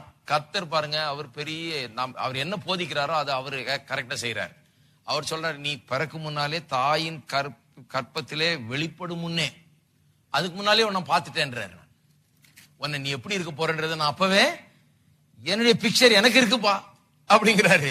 எரேமியாவே, நீ என்னவா இருக்க போகிறான்ங்கிற காட்சி எனக்குள்ள இருக்குது, நான் அதே தான் பார்த்துட்டு இருக்கிறேன். நீ கற்பத்துல வெளிப்படும் முன்னே உன்னை பரிசுத்தம் பண்ணி உன்னை ஜாதிகளுக்கு தீர்க்கதரிசியாக கட்டளையிட்ட, நான் வார்த்தையை பேசிட்டேன், உள்ளத்துல நினைச்சிட்டேன், அதை காட்சியா வைத்து விட்டேன்.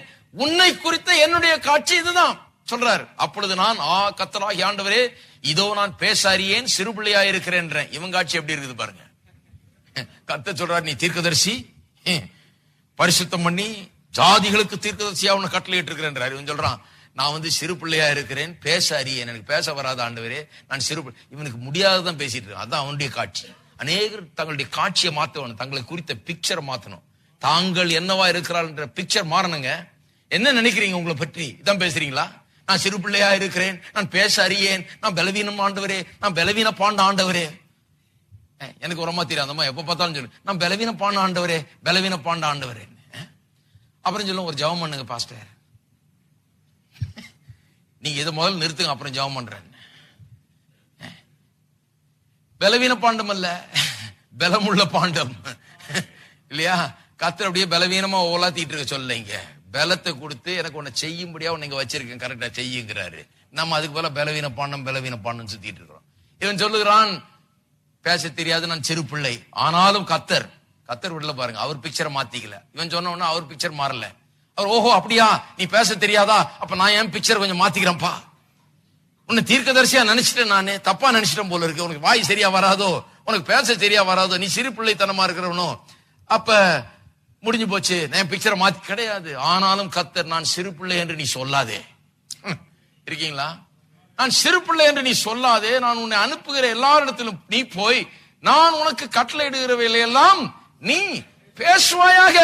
பேச தெரியாதவன் சொல்றாரு, பேசுவாயாக, பேசி பாரு இப்ப எப்படி வருதுன்னு அப்படிங்கிறாரு. எப்படியா பேச தெரியாதவன பேசுனா எப்படி? ஏன் அப்ப பேச தெரியாதவன் நல்லா பேசணும்னா எப்படி பண்ணணும்? ஒரு காட்சியை காண வேண்டும். ஜனங்களுக்கு முன்பாக நின்று பேசுகிறதை காட்சியாய் காண வேண்டும். பாருங்க, நீ அவர்களுக்கு பயப்பட வேண்டாம், உன்னை காக்கும்படி நான் உன்னை கூட இருக்கிறேன் என்று கர்த்தர் சொல்லி தமது கரத்தை நீட்டி என் வாயை தொட்டு, இதோ என் வார்த்தைகளை உன் வாயிலே வைக்கிறேன். அப்புறம் 10ஆம் வசனம், பார். எல்லாம் சொல்லுங்க, பார். அதுதான், அதை பார்க்கறதுதான் இவ்வளவு நேரம் வாசித்தேன். பார், எல்லாரும் சொல்லுவோம் பார். பார்னா கண்களை எடுத்து ஏறெடுத்து வேற விதமாக உன்னை பார். இவ்வளவு நாள் பார்த்தது போல வாய் வராது, கை வராது, எனக்கு அது வராது, இது வராது, அதை பார்க்காத, இப்ப வேற விதமாக பார். பார், எல்லாம் சொல்லுவோம் பார். பக்கத்துல இருக்கால் பார்த்து பார். இவ்வளவு நாள் பார்த்துட்டு இருந்ததை காட்டிலும் வித்தியாசமான விதத்தில் உங்களை பாருங்கள். என்னத்தை பார்க்கிறது? கர்த்தர் சொல்றாரு, பிடுங்கவும் இடிக்கவும் அழிக்கவும் கவிழ்க்கவும் கட்டவும் நாட்டவும் உன்னை நான் இன்றைய தினம் ஜாதிகளின் மேலும் ராஜ்யங்களின் மேலும் ஏற்படுத்தினேன் என்று கர்த்தர் என்னுடனே சொன்னார்.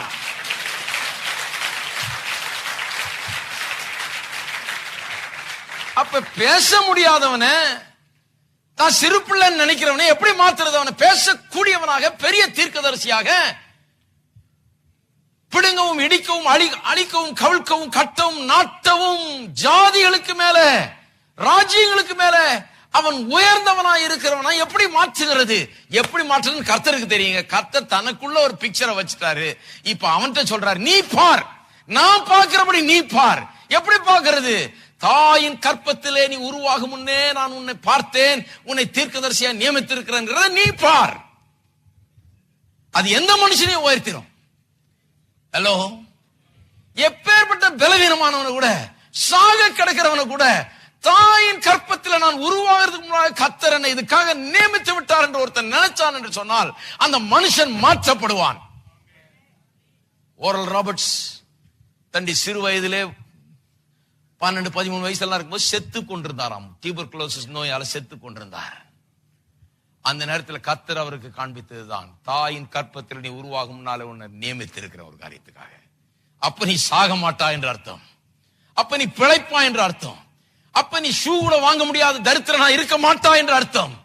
2500 கோடிக்கு யூனிவர்சிட்டியை கட்டக்கூடிய அளவுக்கு நீ உயர்வா என்ற அர்த்தம். 2500 கோடி என்ன 2 லட்சம் கோடியா இருந்தா கூட அது கையில வந்து உனக்கு கிடைக்கும் என்ற அர்த்தம்.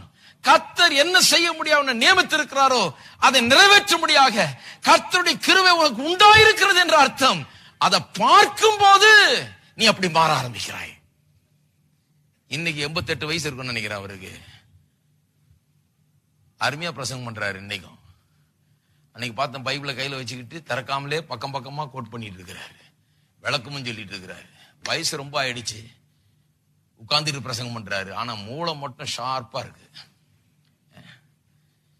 ஏன்னா அவரை கேட்டீங்கன்னா சொல்லுவாரு, அவர் ஜபத்தை குறித்து போதித்த போதனை எல்லாம் கேட்டு அவர் அதான் சொல்றாரு, ஜபத்திலே ஜபம் வந்து எனக்கு என்னுடைய காட்சியை பார்க்கிற நேரம், நான் என்னவாய் இருப்பேன், இந்த வாக்கு தத்தங்கள் நிறைவேறும் போது நான் எப்படி இருப்பேன்றத காட்சி எனக்கு முன்னால வைத்து நான் கர்த்தரை ஸ்தோத்திரிச்சு துதித்து அவர் ஆராதிக்கிற நேரம் என்று சொல்லுகிறார். கேட்டு ஆமேன்னு சொல்றதோட இல்ல, தினந்தோறும் அந்த காட்சியில முன்னால வைத்து கர்த்தரை நான் ஸ்தோத்திரிக்கிறேன். இப்படி என்னை மாற்றுவதற்காக உங்களுக்கு ஸ்தோத்திரம், இப்படித்தான் நான் இருப்பேன், நீர் சொன்னபடிதான் இருப்பேன். இருக்கீங்களா? எல்லாம் சொல்லுங்க பார். இந்த இடத்த விட்டு போகும்போது பார்வை மாறணும். உங்களை குறித்த பார்வை. நீங்கள் யாரு? சும்மா நான் ஏழைங்க, ஏழை குடும்பத்துல பிறந்து ஏழை குடும்பத்துல, இந்த பேச்சே வேண்டாம். அது பார்வை சரியில்லைன்னு அர்த்தம். அப்படிப்பட்ட ஆளுகளை பார்த்தீங்கன்னா சொல்லுங்க பார். கரெக்டா பாருப்பான். இருக்கீங்களா? முதல்ல பாரு, அப்புறம் நடக்குன்றார். நீ பேசுறத பாரு, நீ தீர்க்கதரிசியா உன்னை பார், பெரிய காரியங்களை செய்கிறவனா பார், ஜாதிகளுக்கு தீர்க்கதரிசனம் உரைக்கிறவனா உன்னை பார். பார்த்தீனா நடக்கும். பேசுவப்ப பேச முடியாதுன்னு சொல்லாத, பார் என்று சொல்லுகிறார். திருப்போம் ஆதியாகமம் 15ஆம் அதிகாரம். ஆதியாகமம் 15 3-5 வரை. பின்னும் ஆபிரகாம், தேவரீர் எனக்கு புத்திர சந்தானம் அருளவில்லை, இதோ என் வீட்டில் பிறந்த பிள்ளை எனக்கு சுதந்திரவாளியாய் இருக்கிறான். இவன் காட்சியை பாருங்க. ஹலோ, இவனுடைய தியானம் எப்படி இருக்குது? ஆமா, போச்சு, நல்லா சம்பாரிச்சாச்சு, கோடி கோடியா சொத்து சேர்த்தாச்சு, கடவுள் எல்லாம் கொடுத்திருக்கிறாரு. ஆனா என்ன பிரயோஜனம்? செத்தா யாரோ ஒருத்தன் அள்ளிட்டு போறான். வீட்டுல வேலை செய்யறவனுக்கு தான் அது போய் சேர போகுது. கடைசியில அவன் தான் இதுக்கெல்லாம் சொந்தக்காரன். இதையே தான் யோசிச்சுட்டு இருக்கிறான் பாருங்க உட்காந்துட்டு. இதுதான் அவனுடைய காட்சி, இதுதான் அவனுடைய தியானமா இருக்கிறது. கர்த்தர் சொல்ற, அப்பொழுது கர்த்தருடைய வார்த்தை அவனுக்கு உண்டாகி. பாருங்க, கர்த்தருடைய வார்த்தை ரொம்ப முக்கியம். பாருங்க, கர்த்தருடைய வார்த்தை பிக்சரை மாத்துது. கர்த்தருடைய வார்த்தை உங்களுக்கு குறித்த எண்ணங்களை மாத்துகிறது. உங்களுக்கு எதிர்காலத்தை குறித்த எண்ணங்களை உங்களுக்கு மாற்றி அமைக்கிறது. அது உங்களுக்கு செய்யலைன்னா நீங்க கர்த்தருடைய வார்த்தை சரியா கேட்கலன்னு அர்த்தம். சும்மா ஒரு கட்டடத்துக்குள்ள போயிட்டு ஏதோ 2 பாட்டு பாடி ஆசீர்வாதம் வாங்கிட்டு வர்றதில்லை கிறிஸ்தவ மார்க்கம். கிறிஸ்தவ மார்க்கம் என்று சொன்னால் உங்கள் வாழ்க்கை தேவனுடைய வார்த்தையின் மூலமாக மாற்றப்பட வேண்டும். கர்த்தருடைய வார்த்தை அவனுக்கு உண்டாகி. நான் சொல்லுகிறேன், இந்த காலை வேளையில எந்த நேரத்தில் வந்து நீங்க உட்கார்ந்தாலும், காலையா இருக்கட்டும், மாலையா இருக்கட்டும், செவ்வாய்க்கிழமையா இருக்கட்டும், கர்த்தருடைய வார்த்தை உண்டாகும். உங்களை மாற்றக்கூடிய வார்த்தை உண்டு. அதனாலதான் ரொம்ப முக்கியம். பாருங்க, வர்றது ரொம்ப முக்கியம், கேட்கறது ரொம்ப முக்கியம், இதுக்கு நேரத்தை செலவிடுறது முக்கியம். ஏனென்றால் உங்களுடைய வாழ்க்கையில நீங்க என்னவெல்லாம் இருக்க வேண்டும் என்று விரும்புகிறீர்களோ அதற்கேற்ற வார்த்தைகள் இங்கே உண்டாகிறது. இந்த வார்த்தைகள் உங்களுக்கு நேராக வருகிறது. ரொம்ப அவசியம் இது. கர்த்தருடைய வார்த்தை அவனுக்கு உண்டாகி, இவன் உனக்கு சுதந்திரவாளி அல்ல. நான் என் பிக்சர் வேற, நீ வேற மாதிரி சொல்ற. வேலைக்காரன் எடுத்துட்டு போறான் சொத்தெல்லாம் சொல்றாரு. என் பிக்சர் வேற. இவன் உன் சுதந்திரவாளி அல்ல, உன் கற்ப பிறப்பாய் இருப்பவனே உனக்கு சுதந்திரவாளி ஆவான் என்று சொல்லி, இதான் என்னுடைய பிக்சர். இப்போ சொன்னா போதாது இவனுக்கு. என் பிக்சர் வேற, இவன் உனக்கு சுதந்திரவாளி அல்ல, வேலைக்காரன் இல்ல உனக்கு சுதந்திரவாளி, உன் கற்ப பிறப்பாய் இருப்பவனே உனக்கு சுதந்திரவாளியான் என்றான் சொல்லி சொன்னா போதாது, பிக்சரை வைக்கிறார். இப்போ அவனை வெளியே அழைத்து, நீ வானத்தை அண்ணாந்து பார். ஏன்னா சொன்னா ஏறாதுன்னு தெரியும் அவருக்கு. உள்ள காட்சியை உருவாக்கணும். காட்சியை உருவாக்குறதுக்கு இயற்கை பிரகாரமான சில உபகரணங்களை உதவிக்கு கொடுக்கிறார் அவர். அவர் சொல்றார், வெளியே வந்து வானத்தை அண்ணாந்து பார், நட்சத்திரங்களை என்ன உன்னால் கூடுமானால் அவைகளை எண்ணு என்று சொல்லி, பின்பு அவனை நோக்கி, உன் சந்ததி இவ்வண்ணமாய் இருக்கும் என்றார். எதுக்கு அவனை வெளியே கூப்பிட்டு வந்தாருங்க? சொன்னா போதாதா? இல்லப்பா, இவன் இல்ல உன் சந்ததி, உனக்கு கற்ப பிறப்பா இருக்கிறவன் தான் உனக்கு சுதந்திரவாளியா இருப்பான், இவன் இருக்க மாட்டான், நம்பு என்ன அப்படின்னு சொல்லி இருக்கலாம். ஆனால் விசுவாசம் சரியா வேலை செய்யணும் என்றால் இவனுக்கு வெறும் வார்த்தையை கேட்டால் மட்டும் போதாது, காட்சியை உருவாக்க வேண்டும் என்று தேவன் அறிந்திருந்தார். அதனாலதான் என்ன பண்றாரு, இவன் காட்சி எப்படி உருவாக்குறது? இவன் ரொம்ப ஹோப்லெஸ் கண்டிஷன்ல இருக்கிறான், வயசு ரொம்ப ஆயிடுச்சு, யாருமே எல்லாம் சொல்றாங்க பிள்ளை பிறக்காதுன்னு, எல்லாம் சொல்றாங்க முடியாதுன்னு. அப்பேற்பட்ட ஆளுக்கு ஆவிக்குரிய தேவனுடைய வார்த்தைகளை எண்ணி அதை நம்பிக்கை இருக்கிறது ரொம்ப அவனுக்கு கஷ்டம். அதனால இயற்கை உபகரணம் ஒண்ணு தர்றாரு, இயற்கை உதவி ஒண்ணு தர்றாரு. சார், வானத்தை அண்ணாந்து பார், டெய்லி பார்க்கலாம். நீ இதை டெய்லி கொஞ்ச நேரம் எடுத்து நைட் ஆன உடனே மேல ஸ்டார்ஸ பாரு, நட்சத்திரங்களை பாரு. நட்சத்திரங்களை பார்க்கும் போதெல்லாம் என் சந்ததி இப்படித்தான் இருக்கும் என்பதை நீ எண்ணிப்பார். அந்த காட்சியை உனக்கு முன்னால வை. வானத்து நட்சத்திரங்களை பார்க்கும் போதெல்லாம் காட்சியை உனக்கு முன்னால வை. பகல்ல நட்சத்திரம் இல்லையே, கொஞ்ச நாள் ராத்திரில பார்த்தா போதும், பகல்ல நட்சத்திரம் கண்ணுல தெரியும் உள்ள. ஹலோ, ராத்திரில மேல அண்ணாந்து பார்த்து தெரிஞ்சுக்கிறது முதல்ல, அது உனக்கு ஹெல்ப்புக்கு, அவ்வளவுதான். அதுக்கப்புறம் நீ தூங்கும் போதும் நட்சத்திரம் தான் தெரியணும், எந்திரிக்கும் போதும் நட்சத்திரங்கள் தான் தெரியணும், உச்சி வெயில்லையும் நட்சத்திரங்கள் தான் தெரிய வேண்டும். இந்த நட்சத்திரங்களை போல உன்னுடைய சந்ததி இருக்கும் என்பதை நீ எண்ணிப்பார். யாருக்கு சொல்றது இது? பிள்ளை இல்லாத ஒருவனுக்கு சொல்றாரு. ஒரு பிள்ளை கூட இல்லை, அவனுக்கு சொல்றாரு, இவ்வண்ணமா இருக்கும், இவ்வண்ணமா இருக்கும். நான் நினைக்கிறேன் அன்னையில இருந்து அவன் நட்சத்திரங்களை பார்த்திருப்பான் கொஞ்சம். அப்புறம் பார்க்க பார்க்க மேலேயே பார்க்க வேண்டியது இல்லை, கண்ணு முன்னாலே நட்சத்திரம் தான் தெரியுது. கண்ணை திறந்தாலும் பட்ட பகல்ல நட்சத்திரம் தான் தெரியுது, நைட்லயும் நட்சத்திரம் தான் தெரியுது. நட்சத்திரங்களை போல ஆக்குவேன்னு சொல்லிட்டாரு என் சந்ததியை. அப்படி இருக்கும்னு சொல்லிட்டாரு, இவ்வண்ணமா இருக்கும்னு சொல்லிட்டாரு. காட்சி கண்ணுக்கு முன்னால வந்துருது. கண்ணுக்கு முன்னால காட்சி வந்ததுன்னா கைகள்ல கண்டது கிடைக்க போகுதுன்னு அர்த்தம். இருக்கீங்களா? அப்ப ஜெபம் பண்ணி முடிச்ச பிறகு கண்ணுக்கு முன்னால காட்சி தினந்தோறும் வைக்க வேண்டும். அந்த காட்சியை எண்ணி எண்ணி ஆண்டவரை ஸ்தோத்தரிக்க வேண்டும். ரோமர் 4ஆம் அதிகாரத்தை வாசித்தீங்கன்னா சொல்லப்பட்டிருக்கிறது, அவன் விசுவாசத்தில் பலவீனனாயிராமல் என்ன பண்ணானா, வாக்குத்தத்தம் பண்ணதை நிறைவேற்ற வல்லவராய் இருக்கிறார் என்பதை எண்ணி முழு நிச்சயமாய் நம்பி தேவனை மகிமைப்படுத்தினான்னா கர்த்தரை ஸ்தோத்தரிச்சானா. அப்ப தினந்தோறும் என்ன ஸ்தோத்திரிக்க, ஆண்டவரே வானத்து நட்சத்திரங்களை போல என்னுடைய சந்ததியை பெருக பண்ணுகிறபடி ஆளுமுக்கு ஸ்தோத்திரம். உன்னை பெருக பண்ணவே பண்ணுவேன்னு சொன்னீரே, அதன்படி செய்கிறபடி ஆளுமுக்கு ஸ்தோத்திரம். வானத்து நட்சத்திரம் போன்ற சந்ததி எனக்கு உருவாகிறபடி ஆளுமுக்கு ஸ்தோத்திரம். இப்படி இன்னும் 22ஆம் அதிகாரம் 17ஆம் வசனத்தை வாசித்தீங்கன்னா இன்னொரு பிக்சர் தர்றாரு. வசனத்தை மட்டும் சொல்லிடுறேன், நேரம் இல்ல. இன்னொரு பிக்சரை தர்றாரு. என்ன பிக்சர்? சமுத்திரத்தின் மணலை போல, சமுத்திரத்தின் மணலை போல இருக்குன்றாரு. 13ஆம் அதிகாரம் 16ஆம் வசனம், ஆதியாகமம் 13:16 வசனத்தை பாத்தீங்கன்னா, பூமியின் தூளத்தனையாய் உன்னுடைய சந்ததியை பெருக பண்ணுவேன். வேணும்னு தர்றாரு பாருங்க. வானத்தின் நட்சத்திரம்ன்றாரு, பூமியின் தூளத்தனையான்றாரு, சமுத்திரத்தின் மணலை போலன்றாரு. ஆதியாகமம் 28:14 வாசித்து பார்த்தீர்கள் என்று சொன்னால் 28:14 அங்க கர்த்தர் யாக்கோபுக்கு வாக்குத்தத்தம் பண்ணுகிறார். அந்த தரிசனம் காணுகிறான்ல அவன் போகிற வழியில. அப்ப சொல்றாரு, பூமியின் தூளத்தனையாய் உன்னை பெருக பண்ணுவேன். ஆபிரகாமுக்கு சொன்னது அதே அவனுக்கு காட்சி அவனுக்கு வைக்கிறார். அவன் கையில ஒண்ணும் இல்ல, பாக்கெட்ல ஒண்ணும் இல்ல, எதிர்காலம் எப்படி இருக்க போதுன்னு தெரியல. வீட்டை விட்டு ஓடி வந்திருக்கான், உயிருக்கு தப்பி ஓடி வந்திருக்கான். அண்ணனுக்கு பயந்து போய்கிட்டு இருக்கான். இனிமேதான் வேலை கிடைக்கணும், இனிமேதான் ஏதாவது நடக்கணும், இனிமேதான் காரியங்கள் ஆகணுங்க. ஸ்டார்டிங் பாயிண்ட்ல இருக்கிறான், இன்னும் ஸ்டார்ட் கூட ஆகல, ஓடிட்டு இருக்கிறான் வீட்டை விட்டு. அவனுக்கு சொல்லுகிறார், பூமியின் தூளத்தனையாய் உன்னுடைய சந்ததியை பெரு. அப்படின்னா என்ன அர்த்தம்? நீ போய் நல்லா இருப்ப, உன்னை பெருக பண்ணுவேன், நீ பத்திரமா திரும்பி வருவ, உன்னை யாரும் சாகடிக்க மாட்டாங்க, பயப்படாத, நான் உன்னோட கூட இருக்கிறேன், நீ நல்லா சக்சஸ்ஃபுல்லா இருப்ப, பூமியின் தூளத்தனை போல உன்னுடைய சந்ததி பெருகிட்டே இருக்கும் என்று வாக்குத்தத்தம் பண்ணுகிறார். பிறகு அவன் திரும்பி வரும்போது தன்னுடைய சகோதரனுக்கு பயப்படுறான் மறுபடியும். ஏன்னா சகோதரனுக்கு துரோகம் பண்ணனு வச்ச. இப்போ கொஞ்சம் திரும்பி வர்றான் பாருங்க. கர்த்தர் ஆசீர்வதிக்க வச்சிருக்காரு அவனை. வருகிறான். வரும்போது பார்த்தீர்கள் என்று சொன்னால் உள்ளத்துல பயம். கர்த்தரிடத்துல ஜெபம் பண்றான், கர்த்தாவே அப்படின்னு சொல்லி ஜெபம் பண்ணும் போது இந்த வாக்குத்தத்தத்தை சொல்றான், பூமியின் தூளத்தனையா என்னை பெருக பண்ணுவீர் என்று சொன்னீரே. அதுதான் வாசிக்கிறோம் 32:12 ஆதியாகமம். தூளத்தனையா என்னை பெருக பண்ணுவீர் என்று சொன்னீரே.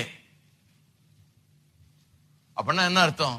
ஆண்டவரே இவன் கையில மாட்டி நான் ஒன்னும் ஆகக்கூடாது, ஏன்னு சொன்னால் பூமியின் தூளத்தனையா பெருக பண்ணுவேன்னு சொல்லி இருக்கிறீரு. இன்னும் நிறைய பெருக வேண்டியது இருக்குது, ஏராளமா பெருகியாச்சு, இன்னும் நிறைய வேலை இருக்குது. ஆகவே நான் மடிய மாட்டேன், சாக மாட்டேன், எனக்கு விரோதிகள் என்ன ஒன்னும் செய்ய முடியாது. ஏன்னா உங்க வாக்கு தத்தம் அப்படி இருக்குது. அப்ப திருப்பி வரும்போதும் அந்த வாக்கு தத்தத்தை தான் முன்னால வச்சிருக்கான். அந்த காட்சியை தான் எண்ணி பார்த்து கொண்டே இருக்கிறான். இருக்கீங்களா? டைம் ஆகி போச்சு. அடுத்து ரொம்ப முக்கியமான ஐட்டம் வர இருக்கிறேன். அடுத்த வாரம் நிச்சயமா தொடர்றேன். எல்லாரும் எழுந்து நிற்போம்.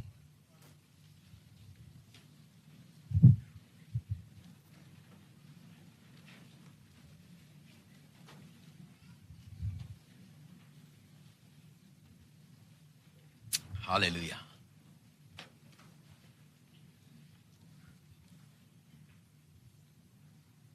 எல்லாரும் இன்றைக்கு கண்களை ஏறெடுத்து பார்க்க வேண்டும். என்ன பார்க்கணும்? கர்த்தர் என்ன சொல்றாருன்னு பார்க்க வேண்டும். உங்களுடைய நிலையை பற்றி கர்த்தர் என்ன சொல்றாரு, இன்னைக்கு கர்த்தர் என்ன வாக்குத்தத்தம் பண்ணி இருக்கிறார், அதை கொஞ்சம் பார்க்க வேண்டும். கர்த்தருடைய வார்த்தை என்ன சொல்லுகிறது, அதை கொஞ்சம் பாருங்க. சூழ்நிலையே பார்த்துட்டு இருக்காதீங்க. இதுல கஷ்டம் பிரதர், அதுல கஷ்டம் பிரதர், அதையே பார்த்துட்டு இருக்காதீங்க. அதை பார்த்தது போதும்.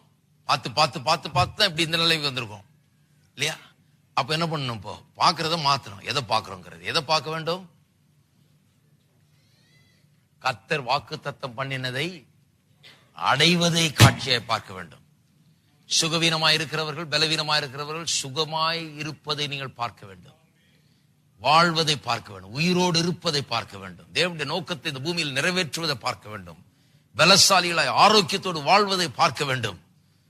ஆரோக்கியத்தை பார்க்க வேண்டும். கையின் பிரயாசங்களிலே ஆசீர்வாதம் உண்டாக வேண்டும், செழிப்பு உண்டாக வேண்டும், பெருக்க வேண்டும் என்று விரும்புகிறவர்கள் கர்த்தர் சொன்ன இந்த பெருக்கத்தை குறித்த காரியத்தை எல்லாம் முன்னால வைத்து பார்க்க வேண்டும். அதை காட்சியாய் நீங்கள் பெருகுனா எப்படி இருப்பீர்கள்? இன்னைக்கு இருக்கிறது போல 1000 மடங்கு பெருகினால் எப்படி இருப்பீர்கள்? யோசித்து பார்த்திருக்கீங்களா? வீட்டுல போய் கட்டில படுத்து அப்படியே மேல பாருங்க. அப்படியே நிச்சயமா சொல்றேன், விளையாட்டுகள்ல 1000 மடங்கு பெருகினால் எப்படி இருப்பீங்க யோசித்து பாருங்க. இன்றைக்கு இருக்கிறதை காட்டிலும் 1000 மடங்கு பெருகுனா நீங்க எப்படி இருப்பீங்க யோசித்து பார்த்தது உண்டா? நான் தினந்தோறும் யோசித்து பாக்குறது. 1000 மடங்கு பெருகுனா நான் எப்படி இருப்பேன்றதை நான் ஏற்கனவே பார்த்து பிக்சர்லாம் ஃபார்ம் ஆயிருக்குது. உள்ள ஒரு படமே ஓட்டலாம், 16 ரீல் ஓடும். அந்த அளவுக்கு டெவலப் ஆயிருக்கு உள்ள.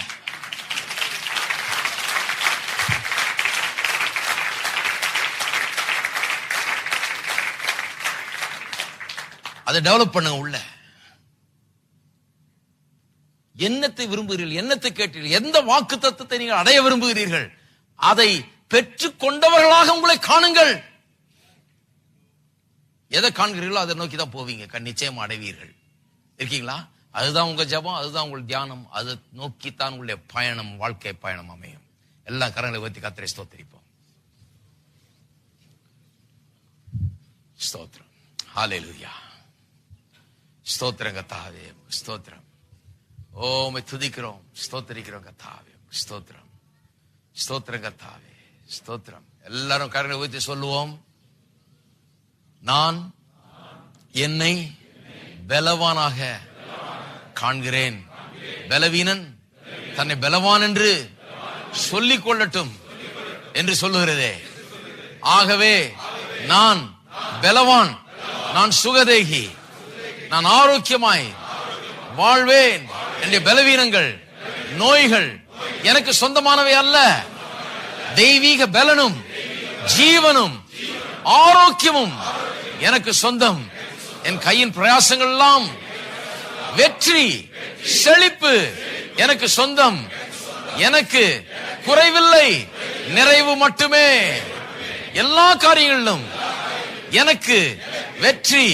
எனக்கு எதிராக எழும்புகிற ஆயுதங்கள் ஒன்றும் வாய்க்காமற் போகும். என்னுடைய குடும்பத்திலே சமாதானம் என்னுடையது. சமாதானம் என்னுடைய வீட்டிலே தங்கும். என்னுடைய வீட்டிலே எப்போதும் நிறைவு உண்டாயிருக்கும். சந்தோஷம், சமாதானம், நிம்மதி, சுகம், பலன், ஆரோக்கியம், செழிப்பு, வெற்றி இவைகளெல்லாம் என்னுடைய வீட்டிலே தங்கும். ஹல்லேலூயா.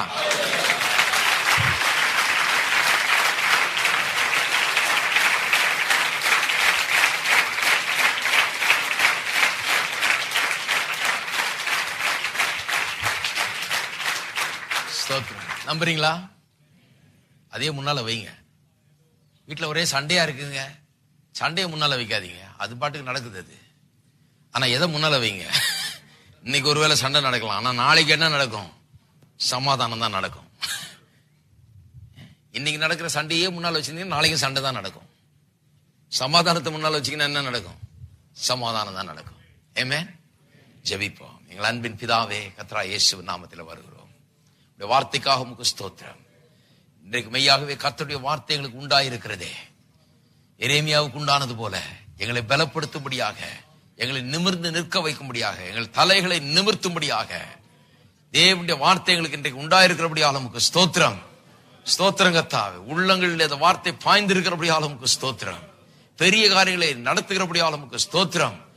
எங்களை அண்ணாந்து பார்க்க வைக்கிறபடியால் உமக்கு ஸ்தோத்திரம். கண்களை ஏறெடுத்து நாங்கள் எப்படிப்பட்டவர்கள் என்பதை தேவனுடைய வார்த்தையின் மூலமா எங்களை காண வைக்கிறபடியால் உமக்கு ஸ்தோத்திரம். கண்டதை எங்களுடைய வாழ்க்கையிலே நிஜமாக்குகிறபடியால் உமக்கு ஸ்தோத்திரம் கர்த்தாவே. ஜெபத்தின் வல்லமைக்காக உமக்கு ஸ்தோத்திரம். விசுவாசத்தின் வல்லமைக்காக உமக்கு ஸ்தோத்திரம். வாக்குத்தத்தத்தை நிறைவேறுதலுக்காக உமக்கு ஸ்தோத்திரம். எங்களை குறித்து சொல்லப்பட்டிருக்கிற அனைத்து வாக்குத்தத்தங்களையும் எங்களுடைய வாழ்க்கையிலே நிறைவேற்றி முடிக்க வல்லவராயிருக்கிறவரே, உம்மை துதிக்கிறோம், உம்மை ஸ்தோத்திரிக்கிறோம். அதையே நாங்கள் தரிசித்து நடவும்படியாக எங்களுக்கு நீர் உதவுவீராக. இயேசுவின் நாமத்திலே ஜெபிக்கிறோம் நம்முடைய கர்த்தராகிய இயேசு கிறிஸ்துவின் கிருபையும் பிதாவாகிய தேவனுடைய அன்பும் பரிசுத்த ஆவியானவருடைய ஐக்கியமும் நம் அனைவரோடும் இன்றைக்கும் என்றைக்கும் இருப்பதாக. ஆமென். எல்லாரும் சேர்ந்து பாடுவோம். அழிவில் கூடாத தேவன் நீ, துதி கனம் மகிமையுமாக்கே என்றென்றோ. அழிவில்லாத நித்திய நீர், காணக்கூடாத தேவன் நீர், துதி கனம் மகிமையுமாக்கே என்றென்றோ. கனம் மகிமை என்றென்றோ, கனம் மகிமை என்றென்றோ, கனம் மகிமை என்றென்றோ. ஆமென். கனம் மகிமை என்றென்றோ, கனம் மகிமை என்றென்றோ, கனம் மகிமை என்றென்றோ. ஆமென்.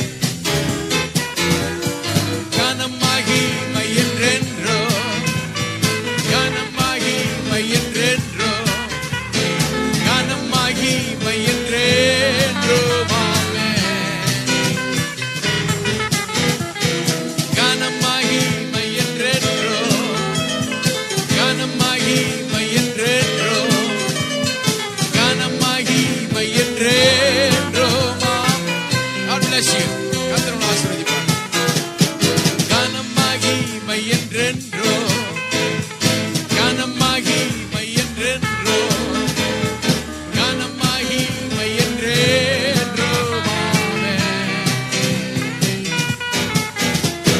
கனம் மகிமை என்றென்றோ, கனம் மகிமை என்றென்றோ, கனம் மகிமை என்றென்றோ. ஆமென். கனம் மகிமை என்றென்றோ, கனம் மகிமை